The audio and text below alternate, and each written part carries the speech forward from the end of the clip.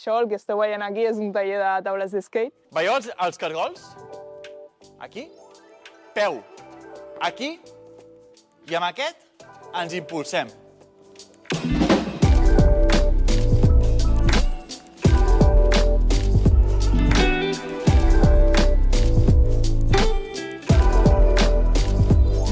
L'espai jove a l'Escorxador de Palau-solità i Plegamans. Jo, principalment, el que vinc a fer és activitats amb diverses entitats. Fa ja 2 anyets vaig estar a l'Esplai. Aquests últims anys vaig estar com a monitora. Aquí es fan totes les activitats de l'Esplai cada dissabte i activitats extra. I ara estem dinamitzant aquesta sala que veieu aquí darrere tan gran i organitzem activitats culturals pel poble. Participa de les activitats de l'Escorxador a Palau-solità i Plegamans. Activa't!